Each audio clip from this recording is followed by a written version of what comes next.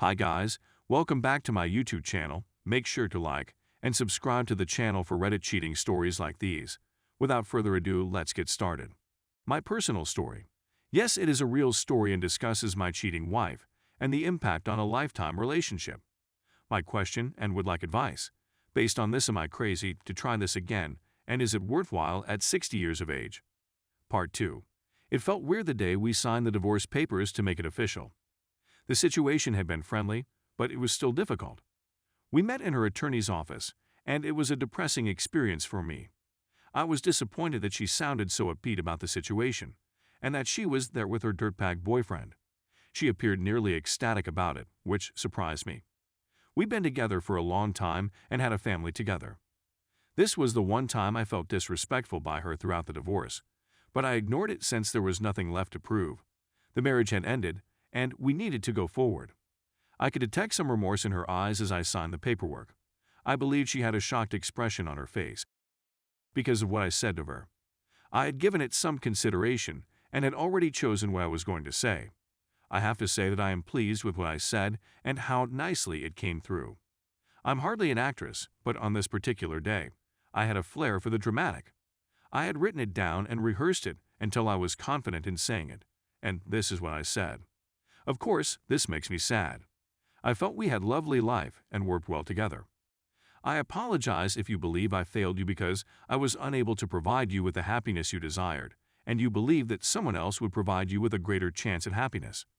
I believe the miscarriage had a far larger role in this than we understand. When disasters occur, individuals either get closer and stronger, or they experience isolation and loss. I'm upset and find it ironic that what should have been a wonderful event for us ended up destroying us. But it is now in the past. I want you to have a good life, and we can work together to provide the happiest and most secure existence we can for our children. When I stated this, the room became silent. Her face was very white, and I could sense remorse in her eyes. I stood up, shook her hand, wished her well, and said farewell, and her attorney said he would give me a copy of the documents. Things seemed to be going well at first. She was living with him, but after a few months, started to develop in their relationship. He supposedly drank too much, was a jerk, lived off his family, and was not much of a guy. He also seemed to have a wandering eye and was already plotting his next conquest. She seemed to be a younger girl who worked at another restaurant owned by his father. It's worth noting that I kept ordering meals from the original restaurant. When I walked in for my order, the proprietor would always welcome me with a look of humiliation on his face. I would never have stayed there because it would have been weird. My ex-wife worked there and lived with his kid. When you consider that he also abandoned his wife, the owner was not happy. He was a family guy who once told me that he didn't know what went wrong with his kid. Naturally and predictably, things started to deteriorate with this new exciting power couple. They were constantly bickering, and things were not going well for my ex-wife. I believe my ex-wife saw that I wasn't such an awful alternative and that things aren't always greener on the other side. She had a strong guy in me who prioritized her and the kids. I was a decent spouse, and she might have made a pretty bad choice. She did contact me numerous times to express her dissatisfaction with her life, but I informed her that I was not the person to speak to about it. She said that I was her best friend and that she could always speak to me. I told her that was correct, but that circumstances had changed and I didn't feel comfortable being a part of the conversation, and that she needed to hash things out with her new partner on her own. I didn't want to be a part of her relationships. She agreed, but I believe I heard some pain and sorrow in her voice when she disconnected up after I told her this. She took the kids over to her apartment with her dirtbag boyfriend for a sleepover and movie night one night. That evening, I received a distressing phone call from her. This father had apparently drunk too much and was irritated that the kids did not want to watch one of his programs. I'm not sure what the program was, but the kids seemed uninterested. As a result, Dad became enraged and hit my youngest daughter because he felt she was being snobbish. The smack was harsh and left a bruise on her face. So I got a call and immediately headed over there. My immediate instinct was to contact the police, and maybe I should have. But I went over there to pick up my children. I grabbed my children and fled. I informed him that if I heard anything again from him about this, I'd contact the police, and he'd be in big trouble. I confess that I got a kick out of telling my ex-wife. And this is what you left me for. She didn't say anything, but she did sigh. I believe she was embarrassed by what had happened. I'm not sure whether she regretted the divorce, but I believe she knew what she had done and was sorry. Later that night, I heard a tap on the door, and there she was, weeping and distressed.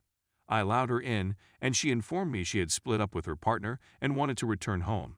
Now, I tried for many minutes to tell her that I loved her and that we had a history, but I couldn't. With all that had happened, I didn't believe it was a good idea for her to return, and there were just too many painful memories. I would never have left my children's mother alone on the street. She did come in and called her parents. I brought her there to stay. My ex-father-in-law greeted me and thanked me at the door. He said I'd always been a decent guy and a good spouse. He understood that I had prioritized the kids and was concerned for his daughter's safety as my ex-wife. I did assure him that I will always be proud of his daughter. Maybe things didn't go as planned, but I wouldn't allow anything bad happen to her. I am still proud of what I did that night and what I chose to do to defend my children and, eventually, my ex-wife. She stayed at her parents' place for nearly a year until she was able to get back on her feet. She eventually got a nice job and moved out on her own. She had always been an excellent mother, and her old vigor and spark had returned. It wasn't ideal, but there was a feeling of normality about it. She could have a streak of failed relationships, and I believe she was taken advantage of multiple times.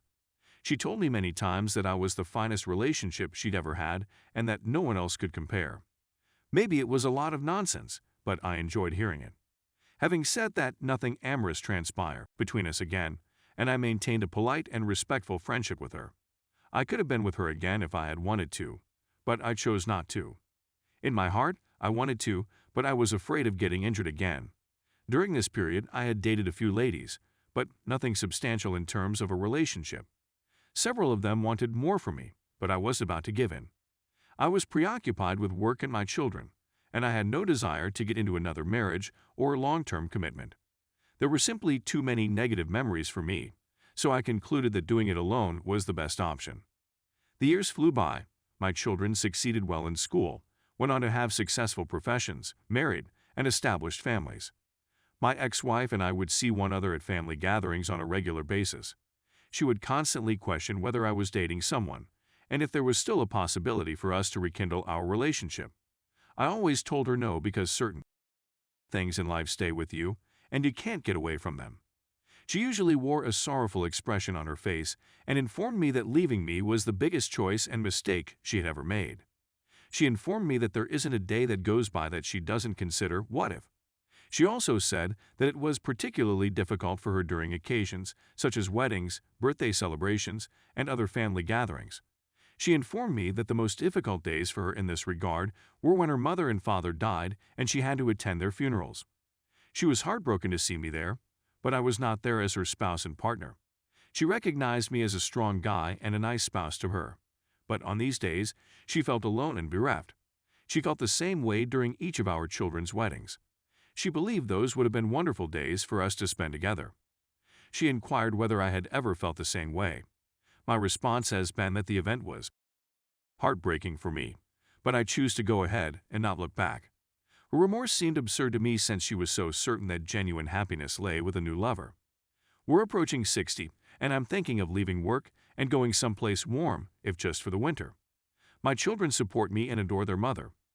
I last spoke with my ex-wife before relocating at a birthday celebration for one of our grandkids. She requested to talk with me alone, so we went outdoors. She got really emotional and unhappy as a result.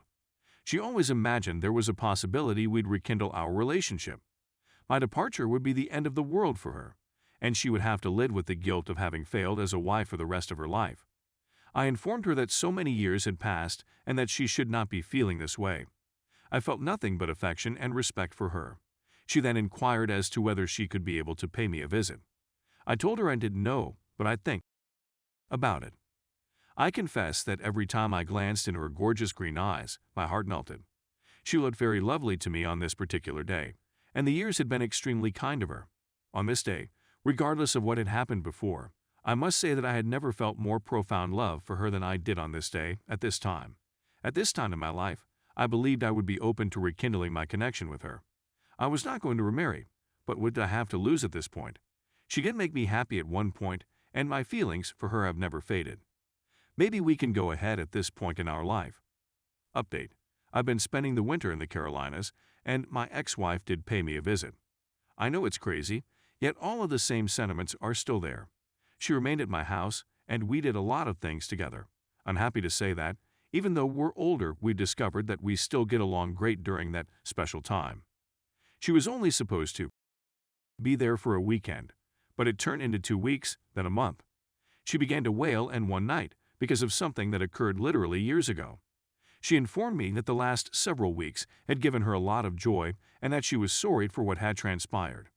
She told me that she was always thinking about what if, and whether she had squandered her life hoping for some kind of ideal romance that couldn't exist.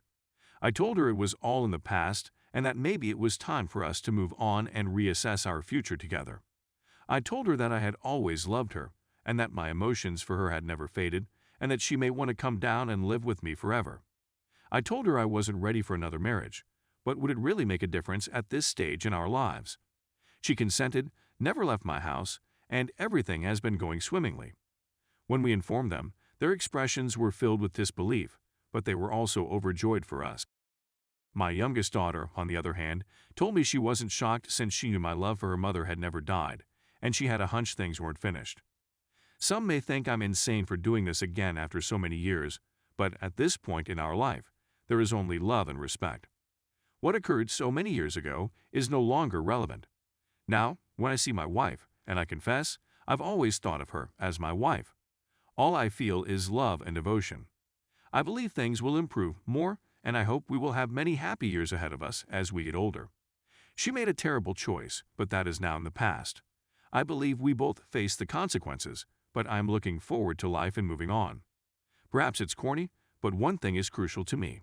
I always assumed we were co-writing a book, but was disappointed that we would never be able to complete it.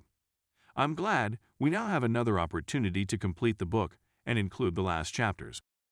Will my wife cheat on me again? I don't believe she would at this point in our life.